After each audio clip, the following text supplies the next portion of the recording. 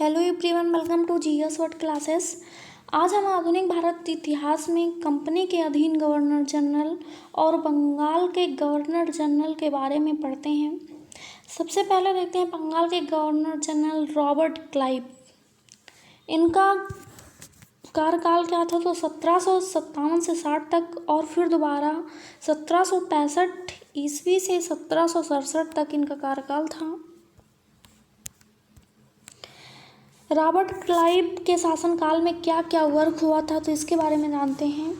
इसने बंगाल में दैत्य शासन की व्यवस्था की, जिसके तहत राजस्व वसूलने, सैनिक संरक्षण और विदेशी मामले कंपनी के अधीन थे, जबकि शासन चलाने की जिम्मेदारी नवाब के हाथ में थी।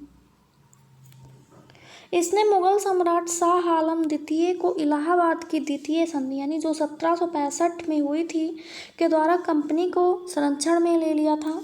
रॉबर्ट क्लाइव ने बंगाल के समस्त क्षेत्र के लिए 2 उप दीवान, बंगाल के लिए मोहम्मद रजा खां और बिहार के लिए राजा सिताब राय को नियुक्त किया था। अन्य गवर्नर जनरल बरेलास्ट थे, यह 1767 से 1769 तक थे। फिर कार्टियार आए थे 1769 से 1772 ईस्वी तक। इसके बाद वारेन हेस्टिंग आए थे 1772 से 74 तक उनका कार्यकाल था। अब देखते हैं कंपनी के अधीन गवर्नर जनरल को।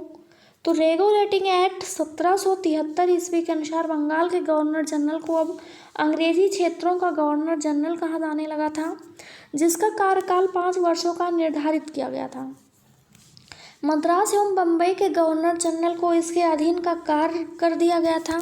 इस प्रकार भारत में कंपनी के अधीन प्रथम गवर्नर जनरल जो थे वो वारेन हेस्टिंग थे। इनका कार्यकाल जो था वो 1774 ईस्वी से 1785 ईस्वी में हुआ था।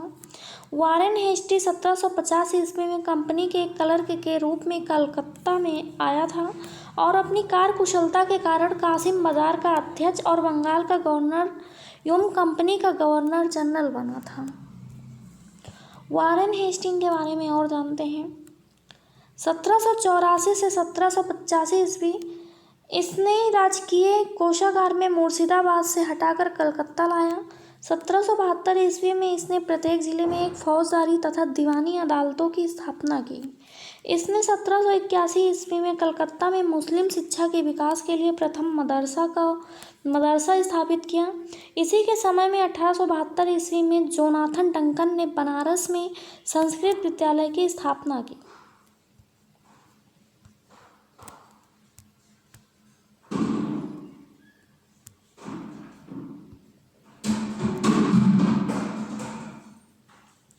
इसके बाद गीता के अंग्रेजी अनुवादकार विलियम ब्लिंकिस जो थे वो चार्ल्स को हेस्टिंग ने आश्रय प्रदान किया। इसी के समय में सर विलियम जोन्स ने 1784 ईस्वी में the Asiatic Society of Bengal की स्थापना की। इसने मुगल सम्राट को मिलने वाला 26 लाख रुपए की वार्षिक पेंशन भी बंद करवा दी। इसी के समय में 1780 ईस्वी में भारत का पहला समाचार पत्र द बंगाल गजट का प्रकाशन जेम्स ऑगस्टस हिक्की ने किया था। इसी के समय में रेगुलेटिंग एक्ट के तहत 1774 ईस्वी में कलकत्ता में एक उच्च न्यायालय की स्थापना की गई, जिसका अधिकार क्षेत्र कलकत्ता तक था। कलकत्ता के बाहर एक मुकदमा तभी सुना जाता था जब दोनों पक्ष सहमत हो। इसने बंगाली ब्राह्मण नंद कुमार पर झूठा आरोप लगाकर न्यायालय से फांसी की सजा दिलवा दी थी। प्रथम आंग्ल मराठा युद्ध भी इसके ही शासनकाल में हुआ था। 1775 से 1782 ईस्वी तक एवं द्वितीय आंग्ल मैसूर युद्ध जो हुआ था 1780 और 84 में वारेन हेस्टिंग के समय में ही लड़े गए थे। प्रथम आंग्ल मराठा युद्ध सलवाई की संध 1782 ईस्वी में हुआ था एवं द्वितीय आंग्ल मैसूर युद्ध जो था मैंगलोर की संधि यानी कि 1784 ईस्वी के द्वारा समाप्त हुए थे। इसी के काल में बोर्ड ऑफ रेवेन्यू की स्थापना हुई थी। वेरी इंपॉर्टेंट है, पूछा भी जाता है। बोर्ड ऑफ रेवेन्यू किसके शासनकाल में स्थापना हुई थी? तो वारेन हेस्टिंग के शासनकाल में हुआ था। फिर आता है पिट्स इंडिया एक्ट 1784 ईस्वी के विरोध में जो है इस्तीफा देकर जब वारेन हेस्टिंग फरवरी 1785 ईस्वी में इंग्लैंड पहुंचा तो बर्ग द्वारा इसके ऊपर महाभियोग लगाया गया, परंतु 1795 ईस्वी में इसे आरोपों से मुक्त कर दिया गया था। इसके बाद सर जॉन मैफरसन आते हैं। 1785 से 1786 यानी 1 साल इनका कार्यकाल रहता है। इन्हें जो है अस्थायी गवर्नर जनरल नियुक्त किया गया था। इनके बाद आते हैं 1786 से 1793 और 1805 में लॉर्ड कॉर्नवालिस। इसके समय में जिले के समस्त अधिकार कलेक्टर के हाथों में दे दिए गए थे। इसने भारतीय न्यायाधीशों को युक्त जिला फौजदारी अदालतों को समाप्त कर दिया। उसके स्थान पर 4 भ्रमण करने वाली अदालतें, जिनमें 3 बंगाल के लिए और 1 बिहार के लिए नियुक्त किए। कॉर्नवालिस ने 1793 ईस्वी में प्रसिद्ध कॉर्नवालिस कोड का निर्माण करवाया, जो शक्तियों को पृथकीकरण सिद्धांत पर आधारित था। पुलिस कर्मचारियों के वेतन में वृद्धि के साथ ही ग्रामीण क्षेत्रों में पुलिस अधिकार प्राप्त जमींदारों को इस अधिकार से वंचित कर दिया। कंपनी के कर्मचारियों के व्यक्तिगत व्यापार पर प्रतिबंध लगा दिया। जिला में पुलिस थाना की स्थापना कर एक दरोगा को इसका इंचार्ज बनाया। भारतीयों के लिए सेना में सूबेदार, समादार, प्रशासनिक सेवा में मुंसिफ, सदर, अमीन या डिप्टी कलेक्टर से ऊंचा पद नहीं दिया जाता था। इसने 1793 ईस्वी में स्थायी बंदोबस्त पद्धति लागू की, जिसके तहत जमींदारों को भू राजस्व का लगभग 90% यानी 11/10 भाग जो है कंपनी को तथा लगभग 10% यानी 11/11 भाग जो है अपने पास रखता था। स्थायी बंदोबस्त की योजना चांद ने बनाई थी। इसे बंगाल, बिहार, उड़ीसा, बनारस एवं मद्रास के उत्तरी जिलों में लागू की गई थी। इसमें जमींदारी भू राजस्व की दर तय करने के लिए स्वतंत्र थे। कॉर्नवालिस को भारत का नागरिक सेवा का जो है जनक माना जाता है, यानी कॉर्नवालिस को भारत में नागरिक सेवा का जनक माना जाता है। ये इम्पोर्टेंट है। आगे देखते हैं।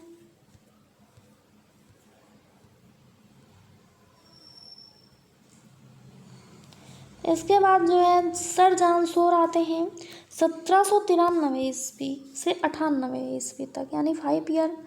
इसने जो है हस्तक्षेप की नीति अपनाई थी। इनके कार्यकाल में कोई वैसा वर्क नहीं हुआ था। इनके बाद 1798 में लॉर्ड ब्लेजली आते हैं, जो 1805 तक इनका कार्यकाल होता है। इसने सहायक संघ की पद्धति शुरू की। भारत में सहायक संघ का प्रयोग ब्लेजली से पूर्व फ्रांसीसी गवर्नर डुप्ले ने किया था। सहायक संधि करने वाले राज्य थे तो हैदराबाद था, जो 1798 ईस्वी में, मैसूर जो है 1799 ईस्वी में, तंजौर अक्टूबर माह 1799 ईस्वी में, अवध 1801 ईस्वी में, पेशवा दिसंबर 1801 ईस्वी में और बरार एवं भोसले दिसंबर 1803 ईस्वी में, सिंधिया 1804 ईस्वी में एवं अन्य सहायक संधि करने वाले राज्य थे जोधपुर, जयपुर, मछेड़ी, बूंदी तथा भरतपुर थे। इसी समय टीपू सुल्तान चौथे आंग्ल मैसूर युद्ध 1799 में मारा गया। इसी ने 1800 ईस्वी में कलकत्ता में नागरिक सेवा में भर्ती किए गए युवकों को प्रशिक्षित करने के लिए फोर्ट विलियम कॉलेज की स्थापना की, परंतु बहुत व्ययशील होने की वजह से इसे बंद कर दिया गया। प्रशिक्षण के महत्व को समझते हुए 1806 ईस्वी में इंग्लैंड के हेलीबरी ईस्ट कॉलेज में नागरिक सेवा में भर्ती किए गए युवकों को प्रशिक्षण को प्रारंभ किया गया। यह स्वयं को बंगाल का शेर कहा करता था। तो ये भी क्वेश्चंस बनता है कि कौन सा गवर्नर जनरल था जो बंगाल का शेर कहा करता था, तो आ जाएगा ब्लेजली था, लॉर्ड ब्लेजली। लॉर्ड कॉर्नवालिस जो है वो 1805 ईस्वी में दूसरा कार्यकाल शुरू हुआ, परंतु शीघ्र ही उसकी मृत्यु हो गई थी। फिर उसके बाद सर जॉर्ज वारलो आते हैं। 1805 से 1807 ईस्वी इनका कार्यकाल होता है। 1806 ईस्वी में बेंगलोर में हुई सिपाही विद्रोह इसके काल की महत्वपूर्ण घटना है। इसके बाद आ जाता है लॉर्ड मिंटो प्रथम। इसका कार्यकाल जो होता है वो 1807 ईस्वी से 1813 ईस्वी। इसके काल में रणजीत सिंह एवं अंग्रेज़ों के बीच 25 अप्रैल 1809 ईस्वी को अमृतसर की संधि होती है। मध्यस्थता चार्ल्स मेटकाफ हुई। इसी के जो है समय में चार्टर एक्ट 1813 जो है पास हुआ था, लॉर्ड मिंटो प्रथम के समय ही। लॉर्ड हेस्टिंग आ जाता है। लॉर्ड हेस्टिंग का कार्यकाल 1813 से 1823 ईस्वी। इसी के समय में आंग्ल नेपाल युद्ध जो 1814 और 16 में हुआ था, इसमें नेपाल के अमर सिंह थापा को आत्मसमर्पण करना पड़ा था। मार्च 1816 में अंग्रेजों एवं गोरखों के बीच संगोली की संध द्वारा जो है आंग्ल नेपाल युद्ध का अंत हुआ था। इसी के समय में पिंडारियों का दमन कर दिया गया था। पिंडारियों के प्रमुख नेताओं में वासिल मोहम्मद, चीतू एवं करीम खां थे। इसने मराठों की शक्ति को अंतिम रूप से नष्ट कर दिया था। इसने प्रेस पर लगे प्रतिबंध को समाप्त कर प्रेस के मार्गदर्शन के लिए नियम बनाए थे। इसी के समय में 1822 ईस्वी में टेनेंसी एक्ट या काश्तकारी अधिनियम भी लागू किया गया था। इसके बाद आ जाते हैं लॉर्ड एमहर्स्ट। इनका कार्यकाल क्या होता है तो 1823 से 1828 ईस्वी इनका कार्यकाल होता है। इसके समय में प्रथम आंग्ल बर्मा युद्ध हुआ जो 1824-26 तक लड़ा गया। 1826 ईस्वी में बर्मा एवं अंग्रेजों के बीच जो है वो यान्डबू की संधि हुई। 1824 ईस्वी में बैरकपुर का सैन्य विद्रोह भी इसी के समय में हुआ था। फिर आ जाते हैं लॉर्ड विलियम बेंटिंक। इनका कार्यकाल क्या होता है तो लॉर्ड विलियम बेंटिंक का कार्यकाल जो होता है वो 1828 से 35 ईस्वी तक इनका कार्यकाल होता है। 1803 ईस्वी में ये मद्रास का गवर्नर था। इसी के समय में 1806 ईस्वी में माथे पर जातीय चिन्ह न लगाने तथा कानों में बालियां न पहनने देने पर वेल्लोर के सैनिकों ने विद्रोह कर दिया था। 1833 ईस्वी के चार्टर एक्ट द्वारा बंगाल के गवर्नर जनरल को भारत का गवर्नर जनरल बना दिया गया। तो ये भी पूछा जाता है कौन से चार्टर एक्ट के तहत बंगाल के गवर्नर जनरल को भारत का गवर्नर जनरल बना दिया गया तो 1833 ईस्वी का चार्टर एक्ट के द्वारा किया गया था। इस प्रकार भारत का पहला गवर्नर जनरल जो था वो लॉर्ड विलियम बेंटिक हुआ। यह भारत का पहला गवर्नर जनरल हुआ था। आगे देखते हैं राजा राम मोहन राय के सहयोग से बेंटिक ने 1829 ईस्वी में जो है सती प्रथा को समाप्त कर दिया था। बेंटिक ने इस प्रथा के खिलाफ कानून बनाकर 1829 ईस्वी में धारा 17 के द्वारा विधवाओं को सती होने को अवैध घोषित कर दिया। कुछ इंपॉर्टेंट नोट्स दिया गया है। अकबर और मराठा पेशवाओं ने भी सती प्रथा पर रोक लगाने का प्रयास किया था। यानी कि अकबर और मराठा पेशवाओं ने भी रोक लगाने का प्रयास किया था। बेंटिक ने जो है कर्नल सलीमन की सहायता से 1830 ईस्वी तक ठगी प्रथा को समाप्त कर दिया था। सन 1835 ईस्वी में बेंटिक ने कलकत्ता में कलकत्ता मेडिकल कॉलेज की स्थापना की थी। इसी के समय में जो है मैकाले की अनुशंसा पर अंग्रेजी शिक्षा का माध्यम बनाया गया। मैकाले द्वारा जो है वो कानून का वर्गीकरण भी किया गया। बेंटिक ने 1831 ईस्वी में मैसूर तथा 1834 ईस्वी में कुर्ग एवं मध्य कोर को हड़प लिया था। इसने भारतीयों को उत्तरदायी पदों पर नियुक्त किया था। इसने शिशु बालिका की हत्या पर भी प्रतिबंध लगा दिया। चार्ल्स मेटकाफ जो था इसका कार्यकाल क्या था तो 1835 से इसके बाद 1836 ईस्वी में इसका कार्यकाल आ गया था। इसने अपने 1 वर्ष के कार्यकाल में प्रेस से नियंत्रण हटाया था, इसलिए इसे भारतीय प्रेस का मुक्तिदाता भी कहा जाता है। ये इम्पोर्टेंट क्वेश्चंस कई बार पूछा गया है कि भारतीय प्रेस का जो है मुक्तिदाता किसे कहा जाता है तो चार्ल्स मेटकाफ को कहा जाता है। इसका कार्यकाल 1835 से 1836 एक ही साल का इसका कार्यकाल था। फिर इसके बाद कार्यकाल आ जाता है लॉर्ड ऑकलैंड का। लॉर्ड ऑकलैंड का कार्यकाल 1836 से 42 यानी 4-2-6 साल इसका कार्यकाल रहता है। इसके समय में सबसे महत्वपूर्ण घटना है प्रथम आंग्ल अफगान युद्ध हुआ था जो 1839 से 42 ईस्वी में हुआ था। प्रथम आंग्ल अफगान युद्ध 1839 में इसने कलकत्ता से दिल्ली तक ग्रैंड ट्रक रोड का मरम्मत करवाया था, यानी जो शेरशाह सूरी द्वारा बनवाया गया था उसी का ये मरम्मत करवाया था। इसी के समय में भारतीय विद्यार्थियों को डॉक्टरी की शिक्षा हेतु विदेश जाने की अनुमति ब्रिटिश संसद ने प्रदान की थी। ये भी इम्पोर्टेंट क्वेश्चन है कि भारतीय विद्यार्थियों को डॉक्टरी की शिक्षा विदेश जाने की अनुमति किसके शासनकाल में यानी किस भारत के गवर्नर जनरल के शासनकाल में, तो लॉर्ड ऑकलैंड के शासनकाल में ब्रिटिश संसद से प्रदान की गई थी। इसके बाद आ जाता है लॉर्ड एलनबरो। 1842 से 1844 ईस्वी इसका कार्यकाल होता है, 2 साल तक। इसके कार्यकाल में प्रथम आंग्ल अफगान युद्ध समाप्त हुआ था। सिंध को अगस्त 1843 ईस्वी में पूर्ण रूप से ब्रिटिश साम्राज्य में मिला लिया गया था। दास प्रथा का उन्मूलन इसी के समय में हुआ था। 1843 के एक्ट वी के द्वारा जो है हुआ था, और इसी के समय में जो है रविवार को जो छुट्टियां होती हैं, शुरुआत जो है 1843 में लॉर्ड एलिनबरो के कार्यकाल से ही जो है इसकी शुरुआत हुई थी। इसके बाद आ जाता है लॉर्ड हार्डिंग। लॉर्ड हार्डिंग का जो कार्यकाल होता है वो 1844 से 1848 ईस्वी होता है, यानी 4 साल कार्यकाल रहता है इसका। इसके काल की सबसे महत्वपूर्ण घटना थी प्रथम आंग्ल सिख युद्ध 1845 से 1846 में तक हुआ था। इसमें अंग्रेज विजयी हुए थे और इसने जो है नर बल प्रथा पर प्रतिबंध लगाया था। इम्पॉर्टेंट है ये। किसके शासनकाल, किस भारत गवर्नर जनरल के शासनकाल में नर बल प्रथा पर प्रतिबंध लगाया गया था? तो लॉर्ड हार्डिंग के। आगे देखते हैं लॉर्ड डलहौजी का शासनकाल 1848 से 1856 ईस्वी। द्वितीय आंग्ल सिख युद्ध 1848 से 1849 ईस्वी तथा पंजाब का ब्रिटिश शासन में विलय 1849 ईस्वी में हुआ था। जगत प्रसिद्ध सिख राज का प्रसिद्ध हीरा कोहिनूर महारानी विक्टोरिया को भेज दिया गया था। द्वितीय आंग्ल बर्मा युद्ध और सन 1852 में लोअर बर्मा एवं पीगो के अंग्रेजी राज में मिला लिया गया था।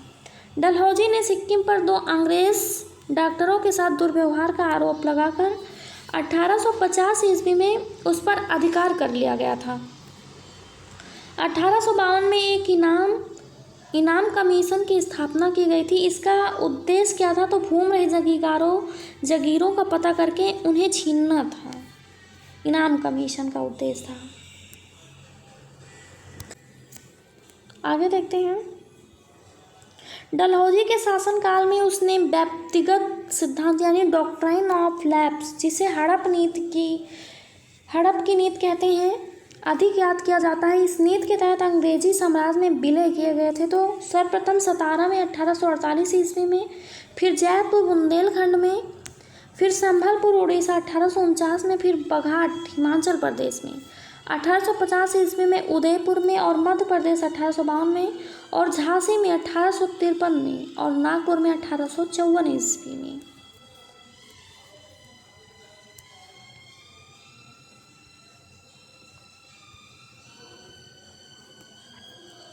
व्यापगत सिद्धांत डॉक्ट्राइन ऑफ लैप्स यानी राज्य विलय की नीति को समाप्त कर दिया गया था। 1861 में इंडियन काउंसिल एक्ट पारित हुआ, जिसे फोर्ट पोलियो प्रणाली लागू की गई, यानी फोर्ट पोलियो प्रणाली भी कहा जाता है इसी को।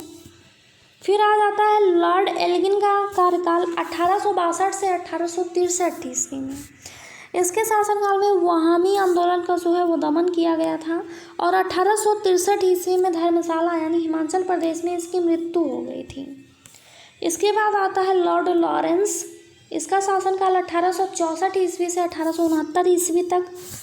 1865 ईस्वी में भूटान ने ब्रिटिश साम्राज्य पर आक्रमण किया।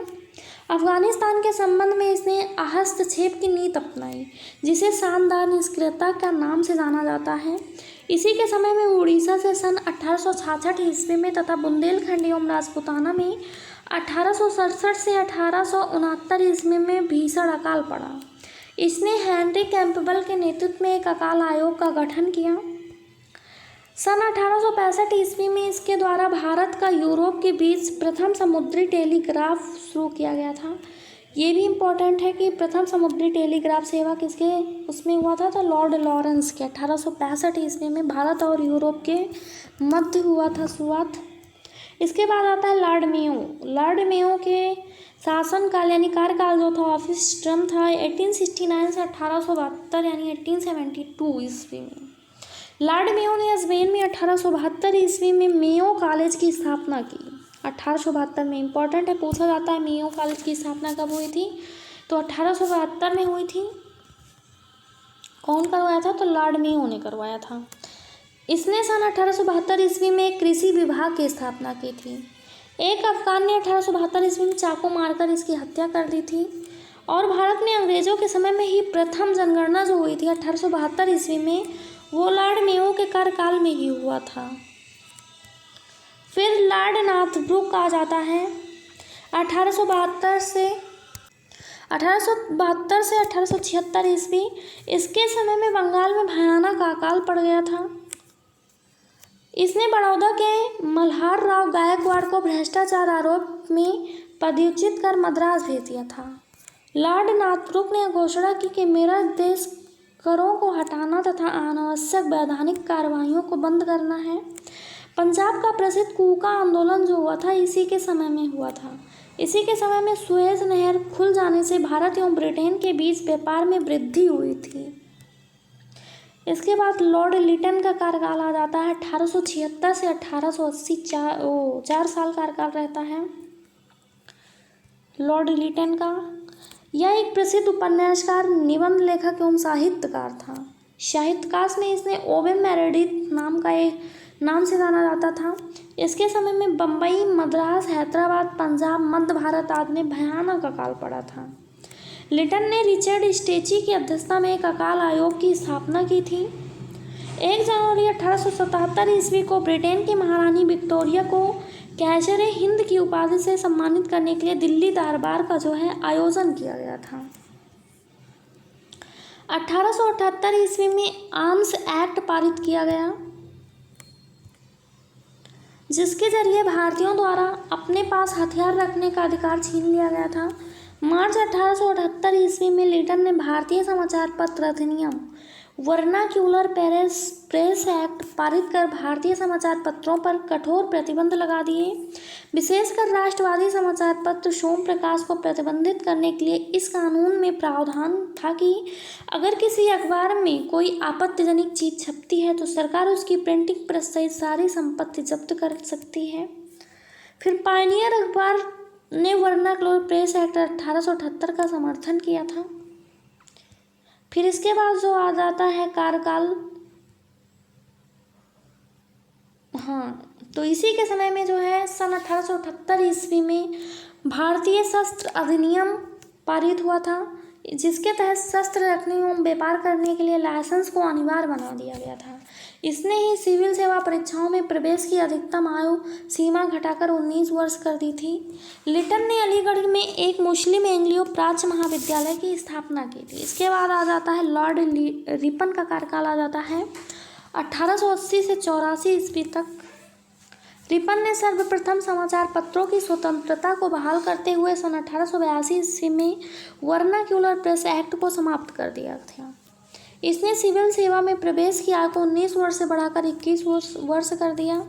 इसने स्थानीय स्वशासन की शुरुआत की थी। इसी के समय में भारत में सन 1881 ईस्वी में सर्वप्रथम नियमित जनगणना करवाई गई। तब से लेकर अब तक प्रत्येक 10 वर्ष के अंतराल पर जनगणना की जाती है। भारत में पहली बार जनगणना जो हुई थी वो 1872 में हुई थी, लॉर्ड मेयो के शासनकाल में।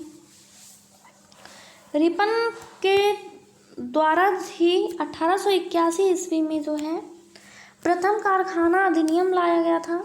रिपन के समय में ही शैक्षिक सुधारों के अंतर्गत विलियम हंटर की जो है अध्यक्षता में एक आयोग गठित किया गया। इसके समय में यूरोपियों के विरुद्ध भारतीय न्यायाधीशों द्वारा मुकदमे की सुनवाई के लिए इल्बर्ट विधेयक प्रस्तुत किया गया, लेकिन यूरोप वासियों के प्रबल विरोध के कारण इसे वापस लेना पड़ा। अंग्रेजों द्वारा इस विधेयक के विरोध में विद्रोह को श्वेत विद्रोह के नाम से भी जाना जाता है। फ्लोरेंस नाइटिंगेल ने रिपन को भारत के उद्धारक की संज्ञा दी थी। फिर आ जाता है लॉर्ड डफरिन। लॉर्ड डफरिन का कार्यकाल क्या होता है? तो 1884 से 1888 ईस्वी तक इसका शासनकाल होता है।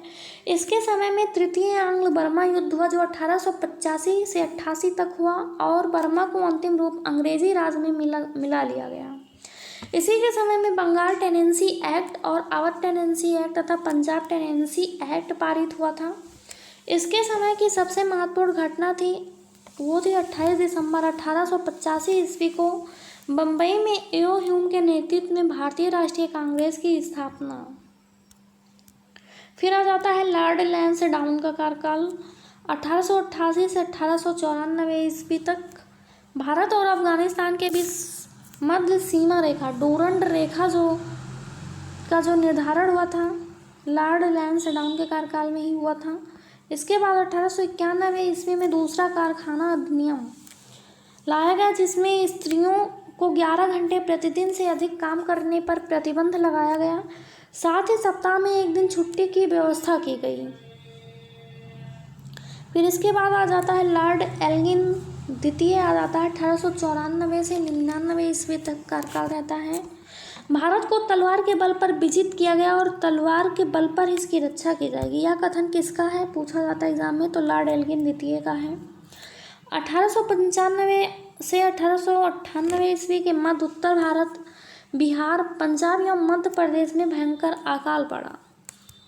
फिर आ जाता है लॉर्ड कर्जन 1899 से 1905 ईस्वी तक कार्यकाल रहता है इसका। कर्जन ने सन 1901 में सर कॉलिन स्कॉट मानक्रीफ की अध्यक्षता में एक सिंचाई आयोग, 1902 में सर एंड्रयू फ्रेजर की अध्यक्षता में एक पुलिस आयोग और सर थॉमस रैले की अध्यक्षता में विश्वविद्यालय की स्थापना की। 1904 में भारतीय विश्वविद्यालय अधिनियम भी पारित किया गया।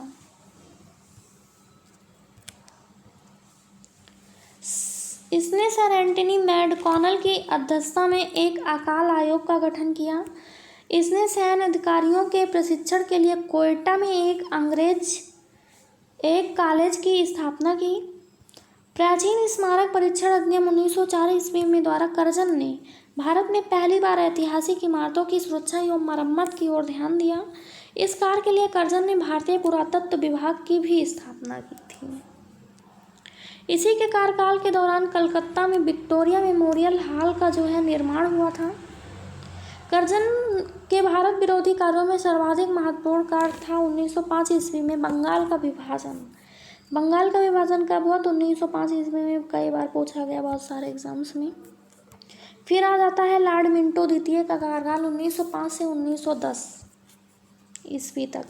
इसके समय में आगा खां एवं सलीम उल्लाह खां द्वारा ढाका में 1906 ईस्वी में मुस्लिम लीग की स्थापना की गई थी। 1907 ईस्वी में कांग्रेस के सूरत अधिवेशन में कांग्रेस का विभाजन हो गया था। इसके शासनकाल में 1907 ईस्वी में आंग्ल एवं रूसी प्रतिनिधि मंडलों के बीच बैठक हुई। मुसलमानों के लिए अलग निर्वाचन व्यवस्था मार्ले मिंटो सुधार अधिनियम 1909 ईस्वी द्वारा किया गया था। फिर आ जाता है लॉर्ड हार्डिंग द्वितीय आ जाता है। लॉर्ड हार्डिंग द्वितीय 1910 से 1916 ईस्वी तक कार्यकाल रहता है। इसके समय में ब्रिटेन के राजा जॉर्ज पंचम भारत आए थे। 12 दिसंबर 1911 ईस्वी में दिल्ली में एक भव्य दरबार का आयोजन हुआ। यहाँ पर बंगाल विभाजन को रद्द करने की घोषणा की गई एवं भारत की राजधानी कलकत्ता से दिल्ली स्थानांतरित करने की घोषणा की गई। 1912 ईस्वी में दिल्ली भारत की राजधानी बनी। 23 दिसंबर 1912 ईस्वी को लॉर्ड हार्डिंग पर दिल्ली में बम फेंका गया। इस कांड में भाई बाल मुकुंद को फांसी की सजा दी गई थी। आगे देखते हैं। इसी के समय में 28 जुलाई 1914 ईस्वी को प्रथम विश्वविद्यालय प्रारंभ हुआ। इसी के शासनकाल में फिरोज शाह मेहता ने बॉम्बे क्रॉनिकल एवं गणेश शंकर विद्यार्थी ने प्रताप का प्रकाशन किया था। इम्पॉर्टेंट है, प्रताप पूछा जाता है तो गणेश शंकर विद्यार्थी ने और फिरोज शाह मेहता ने बॉम्बे क्रॉनिकल का किया था। लॉर्ड हार्डिंग 1916 में लॉर्ड हार्डिंग को बनारस हिंदू विश्वविद्यालय का कुलाधिपति नियुक्त किया गया था। फिर आ जाता है James Ford. Lord James Ford का कार्यकाल 1916 से 1921 ईस्वी तक था। कांग्रेस की लखनऊ अधिवेशन 1916 में कांग्रेस का एकीकरण हुआ, मुस्लिम लीग के साथ समझौता हुआ और 1916 ईस्वी में पूना में महिला विश्वविद्यालय की स्थापना हुई। इसके काल में 1917 ईस्वी में शिक्षा पर सैडलर आयोग का गठन किया गया। इसी के काल में 1919 ईस्वी में रोलेट एक्ट पारित हुआ था और इसी के काल में 13 अप्रैल 1919 को जलियांवाला बाग अमृतसर हत्याकांड हुआ था। खिलाफत आंदोलन एवं गांधी जी का असहयोग आंदोलन इसी के समय में प्रारंभ हुआ। तृतीय अफगान युद्ध भी इसी के शासनकाल में, इसी के समय में हुआ। फिर आ जाता है लॉर्ड रीडिंग का कार्यकाल 1921 से 1926 तक, यानी 5 साल कार्यकाल रहता है इसका, लॉर्ड रीडिंग का। इसके शासनकाल में 5 फरवरी 1922 को घटी चौरी चौरा कांड उत्तर प्रदेश के गोरखपुर जिले में हुआ। बाद में महात्मा गांधी ने अपना असहयोग आंदोलन भी वापस ले लिया था इसी घटना के उपरांत। 1923 ईस्वी में चित्तरंजन दास एवं मोतीलाल नेहरू ने इलाहाबाद में कांग्रेस के अंतर्गत स्वराज पार्टी की स्थापना की। 1923 ईस्वी के चुनाव में इस दल को मध्य प्रांत एवं बंगाल में पूर्ण बहुमत मिला।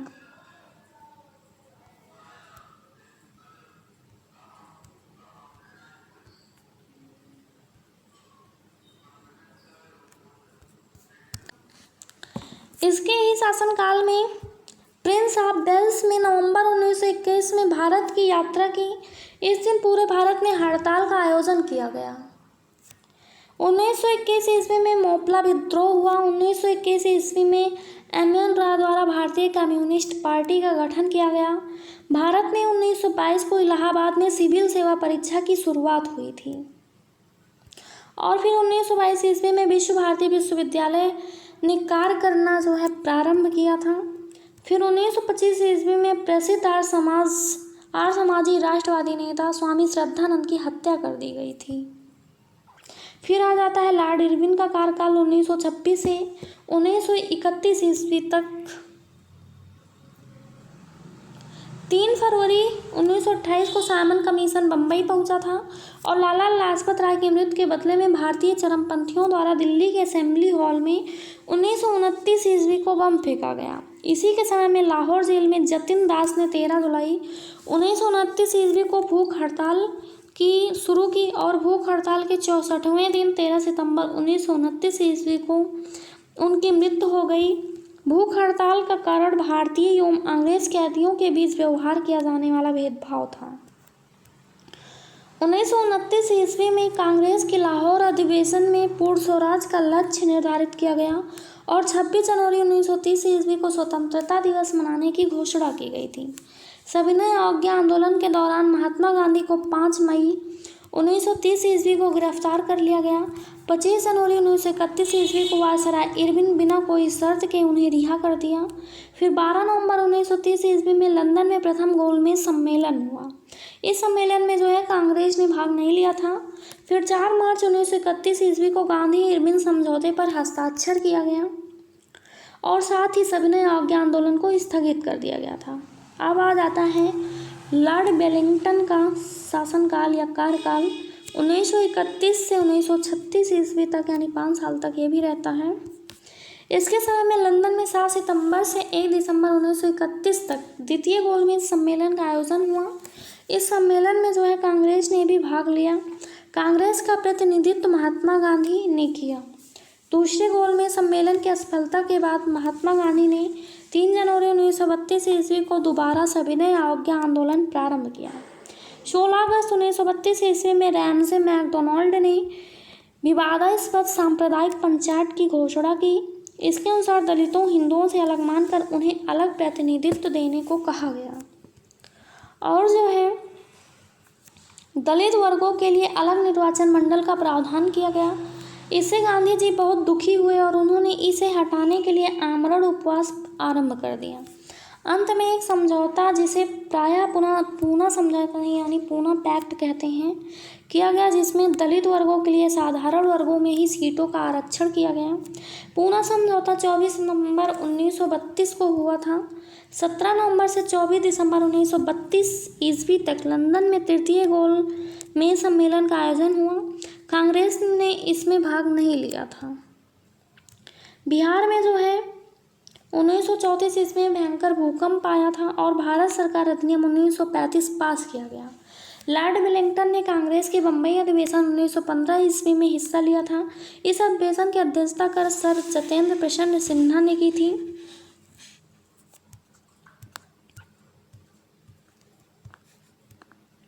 फिर आ जाता है लॉर्ड लिनलिथगो का कार्यकाल 1936 से 1943। इसके समय में पहली बार चुनाव कराए गए कांग्रेस ने 11 में से 8 प्रांतों,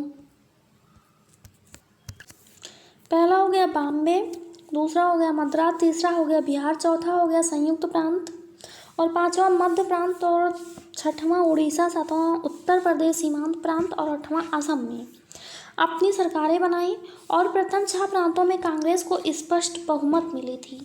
बंगाल, असम, उत्तर पश्चिम सीमा प्रांत, पंजाब और सिंध में कांग्रेस को पूर्ण बहुमत नहीं मिली थी। 1 सितंबर 1939 ईस्वी को द्वितीय विश्व युद्ध प्रारंभ हुआ। ब्रिटिश सरकार ने बिना भारतीयों से पूछे भारत को भी युद्ध में झोंक दिया। कांग्रेस ने इसका विरोध करते हुए नारा दिया, ना कोई भाई ना कोई पाई, और इसने अपने द्वारा शासित प्रांतों के सभी मंत्रिमंडलों को त्यागपत्र दे दिया। 1 मई 1939 ईस्वी में सुभाष चंद्र बोस ने फॉरवर्ड ब्लॉक नाम की एक नई पार्टी बनाई। 1940 में लीग के लाहौर अधिवेशन में पहली बार पाकिस्तान की मांग की गई। 8 अगस्त 1940 ईस्वी को अगस्त प्रस्ताव अंग्रेज़ों द्वारा लाया गया और 1942 में क्रिप्स मिशन पर भारत आया। 9 अगस्त 1942 में कांग्रेस ने भारत छोड़ो आंदोलन को प्रारंभ कर दिया और 1943 ईस्वी में बंगाल में भयानक अकाल पड़ गया। इसके बाद जो है लॉर्ड वेवेल आ जाता है 1944 से 1947 ईस्वी तक। शिमला समझौता कब हुआ? तो 1945 में ही हुआ। कैबिनेट मिशन जो है 1946 में भारत आया।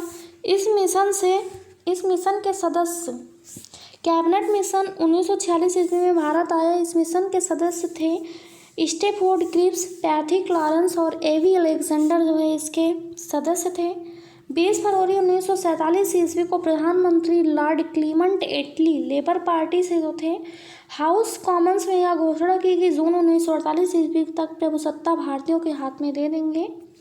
फिर लॉर्ड माउंटबेटन आता है 1947 से जून 1948 ईस्वी तक, मार्च से जून 1948 ईस्वी तक। सत्ता हस्तांतरण के लिए 24 मार्च 1947 ईस्वी को बंगाल का गवर्नर जनरल लॉर्ड माउंटबेटन को बनाया गया। 3 जून 1947 ईस्वी को माउंटबेटन योजना घोषित कर इससे भारत विभाजन शामिल था। 4 जुलाई 1947 ईस्वी को ब्रिटिश संसद ने एटली द्वारा भारतीय स्वतंत्रता विधेयक प्रस्तुत किया गया, जिसे 18 जुलाई को स्वीकृति मिली और विधेयक के अनुसार भारत और पाकिस्तान को 2 स्वतंत्र राष्ट्रों को घोषणा की गई। 15 अगस्त 1947 ईस्वी को भारत स्वतंत्र हुआ और स्वतंत्र भारत का प्रथम गवर्नर जनरल जो हुआ वो लॉर्ड माउंटबेटन हुआ। और जो है स्वतंत्र भारत के प्रथम अंतिम भारतीय गवर्नर जनरल कौन थे? तो चक्रवर्ती राजगोपालाचारी हुए। Thanks for watching GS short classes. Videos अच्छी लगी हो तो हमारे चैनल को सब्सक्राइब करें, वीडियोज़ को लाइक शेयर कमेंट ज़रूर करें। धन्यवाद।